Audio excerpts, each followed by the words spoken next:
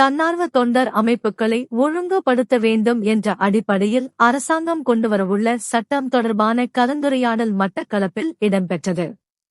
தன்னார்வ தொண்டு நிறுவனங்களையும் அரசு சார்பற்ற நிறுவனங்களையும் ஒழுங்குபடுத்த வேண்டும் என்பதற்காக அரசாங்கம் கொண்டுவர இருக்கின்ற சட்ட வரைவு தொடர்பில் சிவில் சமூக செயற்பாட்டாளர்கள், ஊடகவியலாளர்கள், தன்னார்வ தொண்டர் அமைப்புகள், அரசு சார்பற்ற அமைப்புகள் போன்றவற்றிற்கு இவ்விடயம் தொடர்பில் விளக்களிக்கும் விருது நிறுவனத்தின் ஏற்பாட்டில் மட்டக்களப்பு கல்லடியிலுள்ள தனியார் விடுதியில் நடைபெற்றது.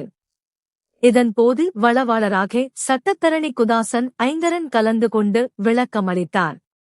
தன்னார்வ தொண்டு நிறுவனங்களையும் அரசு சார்பற்ற நிறுவனங்களையும் ஒழுங்குபடுத்த வேண்டும் என்ற அடிப்படையில 2022ஆம் ஆண்டு கொண்டு வந்த வரைபினையும் 2024ஆம் ஆண்டு கொண்டு வந்த வரபினையும் ஒன்றிணைந்ததாக இன்னும் விரிவுபடுத்தப்பட்டு தற்போதைய அரசாங்கம் கொண்டு வருவதாக சமூக ஆர்வலர்கள் தெரிவிக்கின்றார்கள். இவ்விடயம் தற்போதைய அரசாங்கத்தால் ஆரம்பிக்கப்பட்ட விடயம் அல்ல. கடந்த அரசாங்க காலத்தில் 2018ஆம் ஆண்டில் இது முதலாக பேசப்பட்டது. அப்போது அந்த அரசாங்கத்தால் இது சம்பந்தமான வரைவு ஒன்று வெளியிடப்பட்டிருந்தது. அந்த வரைவிலே இருந்த சில விடயங்கள் அடிப்படை உரிமையிலும் தன்னார்வ தொண்டு நிறுவனங்கள் அரசு சார்பற்ற தொண்டு நிறுவனங்கள் மீது அரசியல் தலையீடுகளையும் கொண்டுவரும் என்ற அடிப்படையில் எதிர்ப்பு தெரிவிக்கப்பட்டிருந்தன என வளவாளர் சட்டத்தரணி தெரிவித்தார். இதன்போது ஊடகவியலாளர்கள், சிவில் சமூக செயற்பாட்டாளர்கள், அரச சார்பற்ற அமைப்புகளின் பிரதிநிதிகள் என பலர் இக்கலந்துரையாடலில் கலந்து கொண்டிருந்தனர்.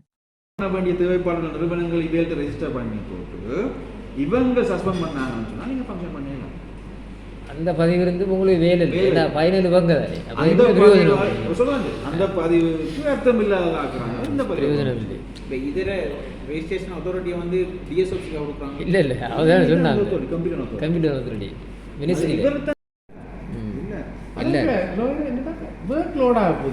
கம்ப்யூட்டர்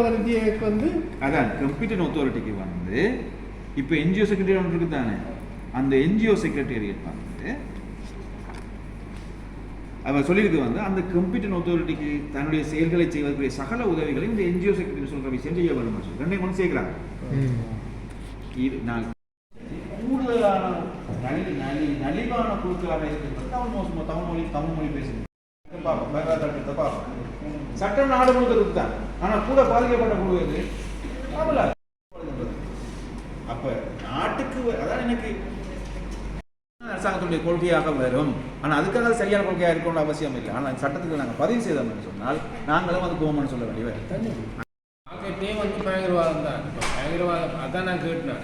இப்போ பயங்கரவாதத்துக்கு நிதி பயங்கரவாதம் நிறைய இடத்துல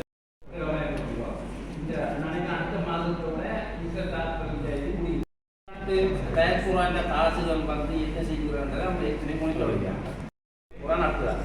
அதுதான் இங்கே கொண்டு வரோம். இருந்து வரதானே டயஸ்போரா எல்லாத்துக்கும் சட்டத்தை கொண்டு வரோம். இது ஓபடியாக நான்